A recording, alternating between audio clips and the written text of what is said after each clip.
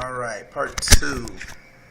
Alright, they finally got me processed, and they put me in a cell. It was a big concrete cell, steel beds. They put me in the cell. Let's see, it was probably about 12 other guys in there. They gave me a little mat so I could lay on the floor pretty much, and I guess be comfortable, while I was in there. And like, I have asthma, and I had my inhaler. They let me keep my inhaler through all the processing and stuff. They let me keep that, which was good, because I'd probably been there freaking out, man. But they like I said, put me in a room, and they closed the door. And then all of a sudden, like, I'm not claustrophobic by any means, but like, just to have a door closed and you can't get out of it, man, it's like, no matter how much you try to get out of that door, you're not getting out of that door. You in there. And like, it just started getting hot, and I was like, oh Lord Jesus, please help me, please, Lord. I was like, I don't know, I can't do it. I just remember laying down, like I was laying right in front of the door, like, 'cause that was pretty much the only place there was to lay in there, 'cause they had just bought like four more of us back in there on top of the 12 that were already in there. So I'm just like, oh man. I was like, oh Lord, it's hot. I was like, I can't do this. And pretty much like this, a cool breeze just blew under the door, and the Lord was like, you're gonna be all right. And I went to sleep, and I woke up next morning when they came in there banging on the door, and it's like, all right, breakfast time. Fold your mats up, put your mats back, and go in this another cell.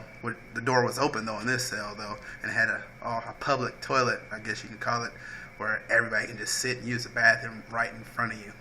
Terribly disgusting and terribly terrible, I guess you can say. But yeah, and then they bought our little trays in, our food in, and I was like, I'm not eating this. I was like, I'm about to go home. I'm definitely not eating this mess. Like, I think for breakfast it was bologna cold waffles. I think it was grits. It looked like grits, or a grit biscuit, or whatever you want to call it. Grits and milk and some little juice that tastes like poison. It's terrible. And I was like, no. And I was like, I'm good. I was like, if anybody wants to, y'all can have it, but I'm about to go home, so I'm not gonna eat this. I said, I'm not gonna eat till I get home. Whatever I fix, I'm gonna eat. And they was like, all right, if we call your name, you go into court to get whatever they're gonna give to you, and you'll go home today. And then if we don't call your name, you're going to jail. So I was like, all right, cool. They about to call my name, go to court. Everything's gonna be cool. I'm going to court, and they'll get me out of here today, because we'll talk to the judge and let them know, hey, it wasn't me. I wasn't the guy who did whatever y'all said that I did. So, they called that first list of people, and they didn't say my name. And I was like, okay, double check that list, make sure you did just overlook my name. Huh? Can you do that? And I was in the group to go to jail. And like, it went from real to really real. Like, it got like kind of got I would guess scary. It got scary, because it was very uncomfortable. And we had to walk down there. They patted us down again, and they took us to the shower room, and they pretty much made us strip down naked in front of. It was probably about 25 of us in there. They made us strip down and take showers.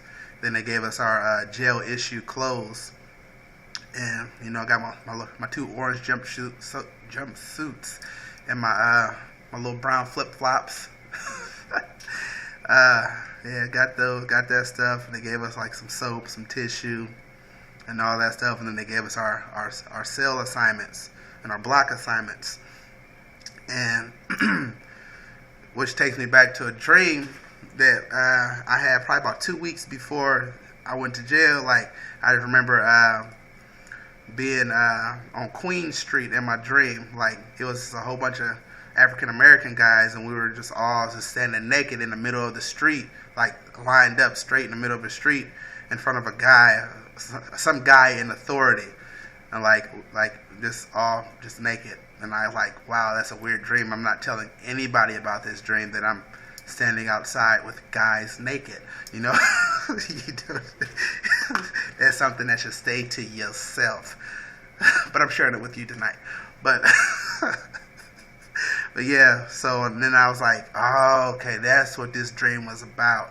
I didn't, it didn't really cross my mind until that second one I was stripped butt naked, because I was like, man, I gotta get naked, man, in front of people that I don't know and are guys. That's weird, man. Who does that?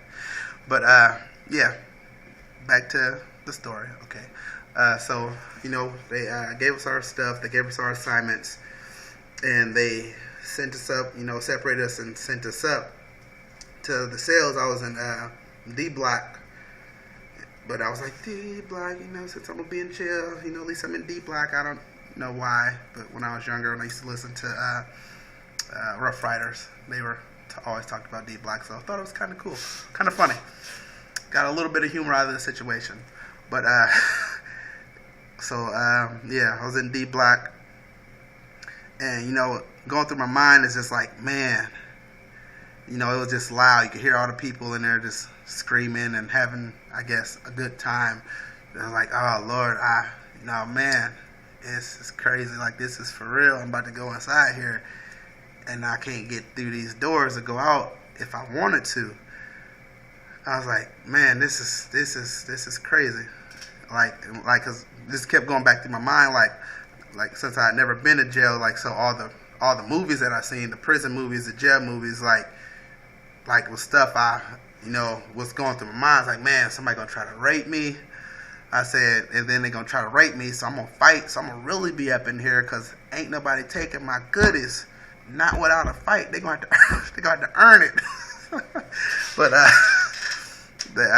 yeah, I was like, man, but all that crazy, all the crazy stuff that started going through my mind that I seen on TV, as a young man growing up, and stuff I had heard from, other guys who've been in jail, who lives in jail, like all the time. So, I'm just like, oh man, just hope this ain't a crazy experience. Lord, be with me, keep me safe while I'm in here. So when I went in there, went in through a door, they locked the door. Went through another door and they locked that door. And then they sent us, they showed us where our bunks was, and they sent me to my room. I don't remember the room number, but I went in the room, like, trying to not to make eye contact with people, so I wouldn't seem like I was trying to threaten nobody or trying to be hostile or whatever. And I went in my room, and I just laid down, like, on my mat. They gave us mats. I'm on the floor, because I already had 2 roommates, and the jail was overcrowded that week, so I had 2 roommates, and they already had their bunks. So, I'm in a cold corner, concrete floor, cold corner, a thin sheet, a thin blanket, and I'm just laying down, just thinking, like, this is real, man. Wow, I'm in jail. Like, wow, this is crazy. So I'm thinking that, and I'm just laying there, and I'm sleepy, because I pretty much was up all night, because I was like, man, I can't sleep. I'm very uncomfortable. I can't sleep in here. I got to be in my bed to sleep. So I'm tired, and I'm like, I can't go to sleep, because I got to sleep through the whole night, because if I don't sleep through the whole night, I'm going to wake up, and I'm going to have a panic attack, because this room is only, 4 feet wide, maybe 5 feet wide, and probably about 7 or 8 feet long, and I'm like, all right, I'm going to get claustrophobic, and I'm going to freak out, and no one's going to hear me.